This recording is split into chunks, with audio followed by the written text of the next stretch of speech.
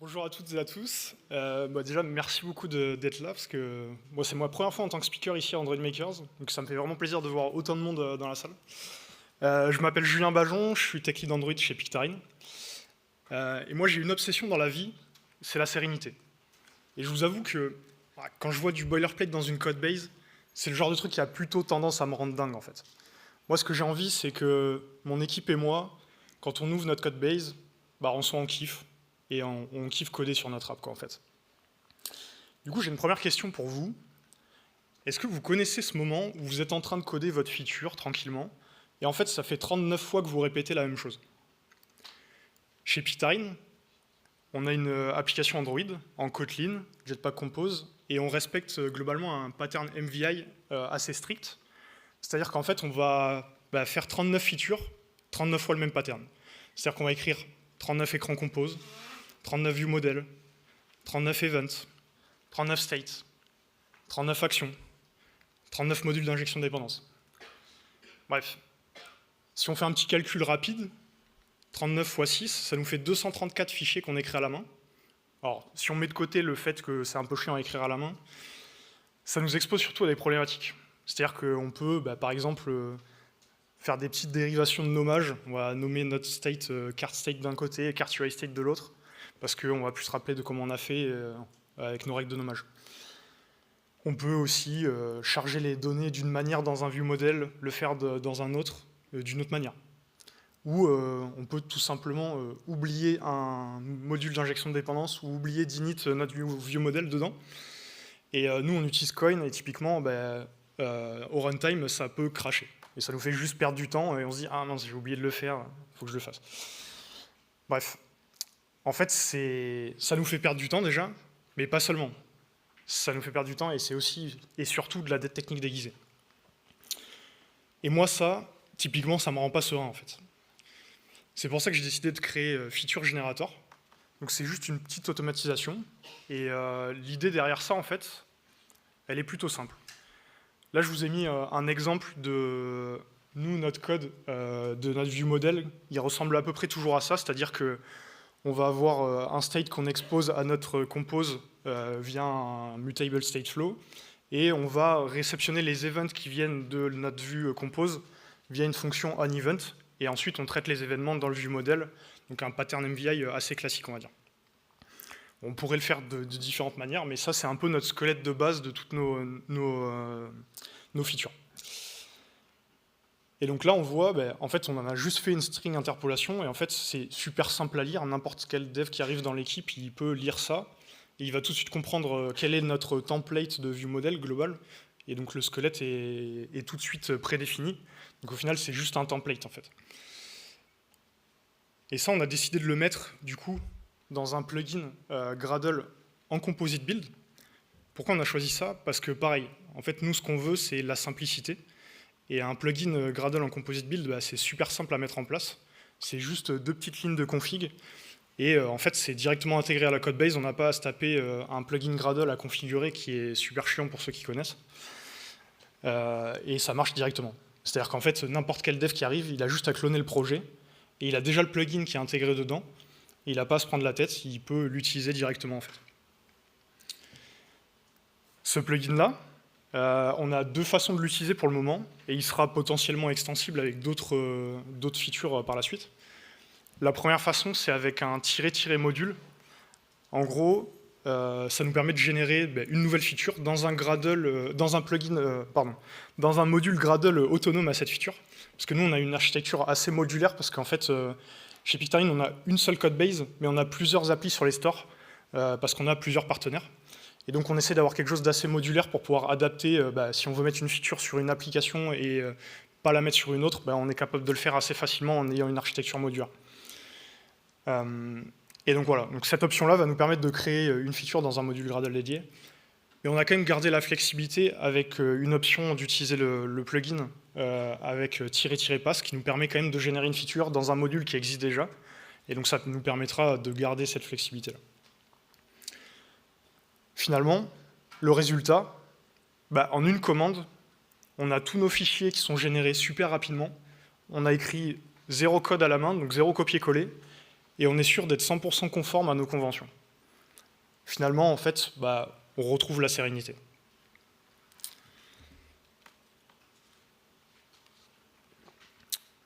Le problème, c'est que, est-ce que vous connaissez aussi cet autre moment où votre équipe back-end met à jour la spec OpenAPI, et en fait, vous êtes en train d'écrire votre couche API qui est super chiante et répétitive pour la 39e fois. Nous, chez Pictarine, la couche API, c'est environ 6000 lignes de code, et c'est du coup full répétitif, pas de logique métier, rien du tout. En fait, c'est juste des modèles, des enums, des endpoints et des modules d'injection de dépendance. Et en fait, c'est super chiant à écrire, c'est répétitif, on fait toujours le même pattern. Du coup, si c'est répétitif, moi je me dis c'est forcément automatisable. Donc je me dis, prochaine automatisation que je vais faire, un générateur de client API. Et là, bon, la première feature, générateur de feature, c'était quand même assez simple. Là, on n'est quand même pas sur le même niveau. Générer un client API, c'est un peu plus costaud, quoi. Donc là, je me suis dit, il y a forcément des gens qui se sont posé la question avant moi, ça c'est sûr. Et donc, je vais regarder un peu ce qui se fait comme outil. Donc effectivement, il y a déjà des outils qui existent pour faire ça. Le plus connu, c'est OpenAPI Generator. Il supporte environ 40 langages. Globalement, il est censé bien faire le taf. Donc je me suis dit, vas-y, je me lance, je vais essayer d'utiliser ça pour mon cas d'usage. Le problème, c'est que je me suis très vite heurté à une problématique. C'est que nous, dans notre spec OpenAPI et dans notre API global, chez Pictarine, on a du polymorphisme en entrée de nos endpoints. C'est-à-dire qu'on a des endpoints qui peuvent potentiellement prendre plusieurs bodies en entrée, ou plusieurs types de bodies en entrée. Et donc, c'est défini via des one-off. Donc, en gros, ça veut dire qu'on peut mettre soit un body en entrée, soit l'autre. Et ça, typiquement, avec OpenAPI Generator, j'ai testé plein de configs pour essayer de faire fonctionner ça, et j'y arrivais pas. Franchement, c'était une galère. Et en plus de ça, couplé au fait que moi je voulais Kotlin-xerisation avec Ktor pour mon client API, le tout combiné, bon, ça ne fonctionnait pas. Je me suis dit, c'est peut-être cet outil-là, je vais en explorer d'autres. Donc je regarde, j'ai testé Swagger CodeGen qui est plus ancien, je me suis dit peut-être qu'ils se sont posé cette problématique-là, ils l'ont résolu. Le problème, c'est qu'il avait un support de Kotlin très basique, et bon, bref, ça répondait pas non plus à mon besoin. Donc je suis allé en tester d'autres, parce qu'il y en a d'autres qui existent aussi. Mais au final, il n'y en avait aucun qui répondait vraiment à mon besoin. Donc là, j'ai pris un peu de recul, et je me suis dit, finalement, est-ce que je ne pourrais pas le faire moi-même? J'ai un input qui est super clair, c'est ma spec OpenAPI, c'est un fichier YAML, il a toujours la même structure, et j'ai un output qui est aussi super clair, puisque en fait, c'est juste un client API Ktor avec Kotlin-xerisation dans mon cas.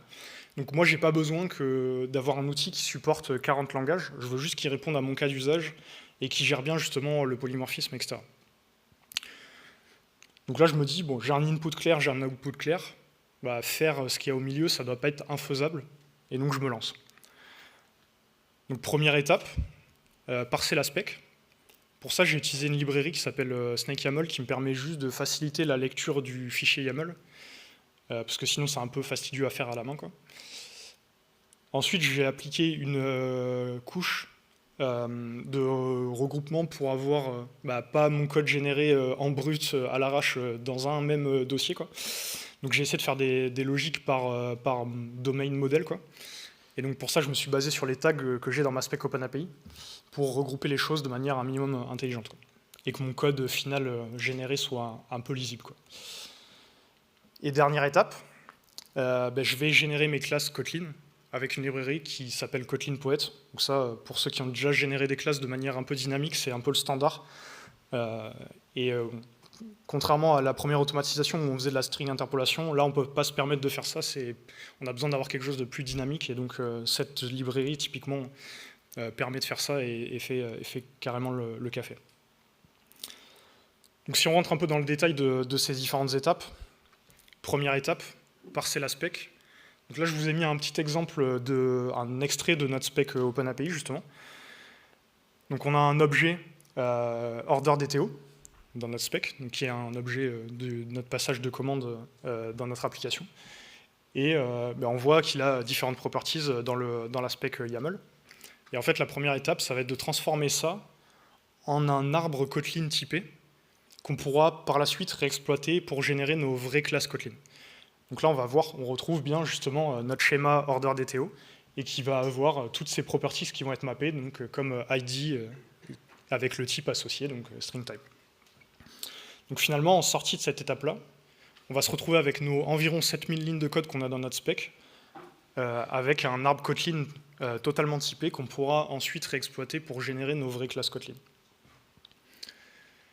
Deuxième étape, je vous parlais tout à l'heure d'essayer de regrouper un peu intelligemment les choses dans notre spec. Donc là, on voit, on a deux endpoints, un endpoint de création d'order et un endpoint de checkout order. Et on voit qu'ils ont tous les deux le même tag OpenAPI. Donc bon, le nom n'est pas très parlant, ça, on en parlera à notre équipe backend, mais pour notre cas, on s'en fout. Moi, ce que je voulais, c'était juste regrouper ça pour que ce soit dans le même package. Et donc, je vais utiliser ça et je vais créer des domain groups. Donc là, un domain group order qui va contenir justement mes différents endpoints. Donc create order, checkout order et tous les schémas qui sont associés à ces endpoints-là. Donc au final, en sortie de cette étape-là, j'aurai un tag OpenAPI, ça va être égal à un domain model, égal à un package Kotlin dans mon code final généré.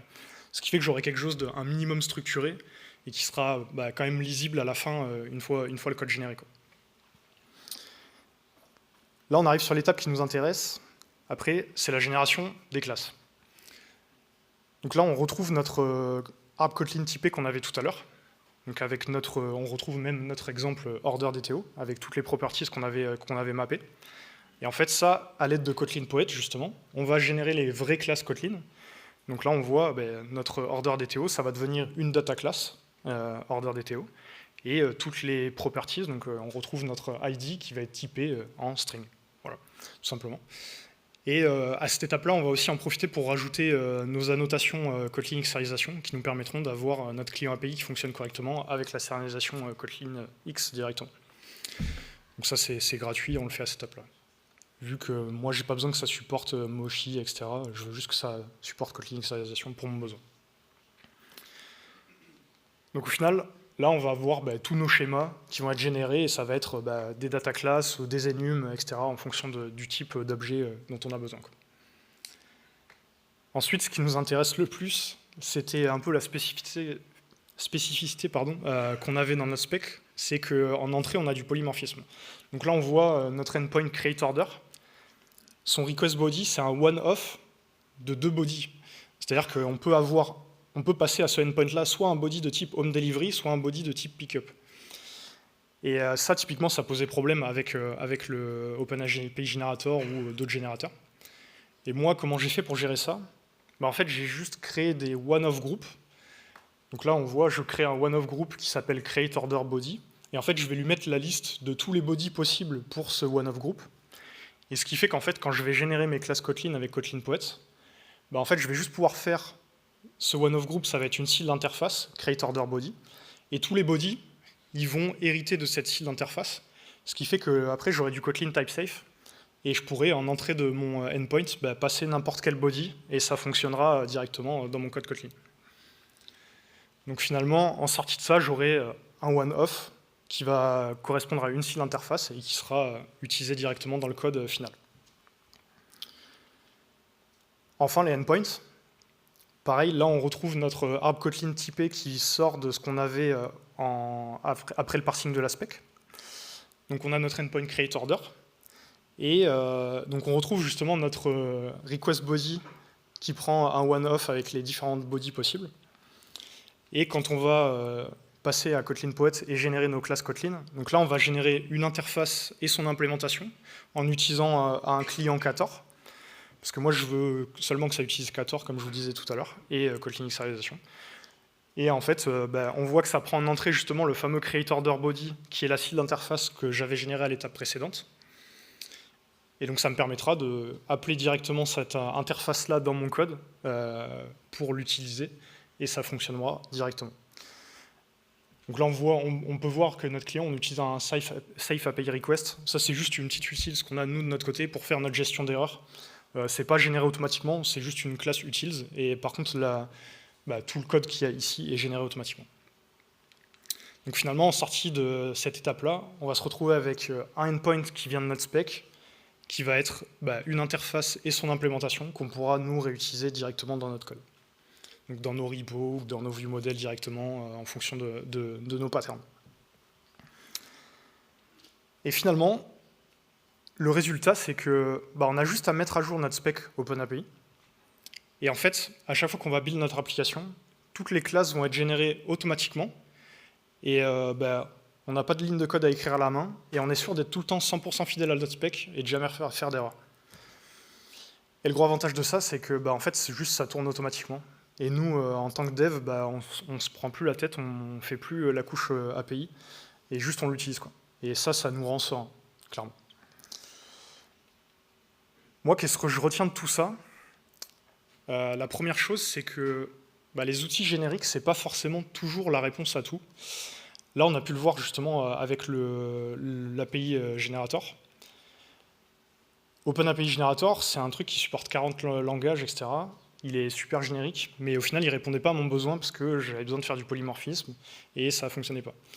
Et donc, parfois, en vrai, faire son propre outil, c'est ce qui répond le mieux à son besoin, quoi. Et la deuxième chose, c'est que investir dans l'ADX, au final, ça paie rapidement. Parce que toutes ces automatisations-là, j'ai mis juste quelques jours de dev à le faire.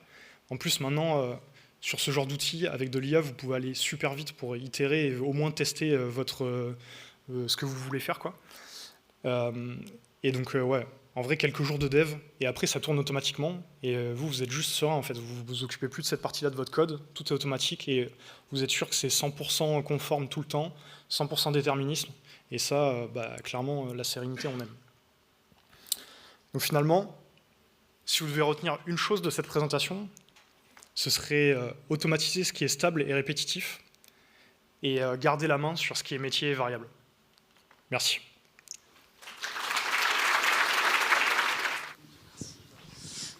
Merci pour le talk. J'avais une petite question quand tu as parlé de polymorphisme. Ouais. C'est du coup des polymorphismes pour les requêtes que vous envoyez du coup au serveur. Ouais. Est-ce que vous avez dû gérer du polymorphisme en réception? Oui, tout à fait. C'est chiant, on est d'accord. Oh, un petit peu, mais c'est du coup, on a fait exactement le même principe. C'est-à-dire que je vais avoir des styles voilà, pour le coup, ça va pas être des styles d'interface, ça va être plutôt des styles classes en général, et qui vont du coup avoir toutes les solutions possibles en sortie, quoi. Et franchement, ça fonctionne pareil, plutôt bien de la même manière.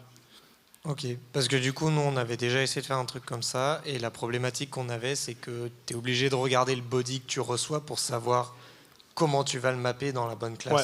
Alors, en vrai, en réception, effectivement, tu es forcément obligé d'avoir un discriminant. Ouais. Donc oui, tu es obligé d'avoir un discriminant. Après ça, normalement, si ta spec API est bien faite, tu es censé l'avoir. Mais effectivement, si tu l'as pas, tu es un peu dans la merde.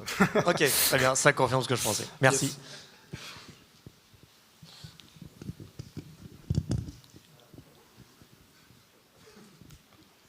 Y a-t-il d'autres questions? Bonjour. Ici. Yes. Bon, moi, c'est une question un peu intéressée. Est-ce que vous avez l'intention, éventuellement, de publier Yes. On m'a déjà posé cette question, effectivement. Alors, pour l'instant, en l'état, c'est clairement impossible que je le publie parce qu'il répond vraiment que à mon besoin, quoi. Comme on a pu le voir tout à l'heure dans la génération de la partie API, typiquement, il y a des utils qu'on utilise nous en interne. Donc là, ce serait inutilisable en l'état. Mais par contre, en vrai, c'est possible que je fasse un coup de clean et que je le rende un tout petit peu plus générique et potentiellement, je le publierai. Ouais.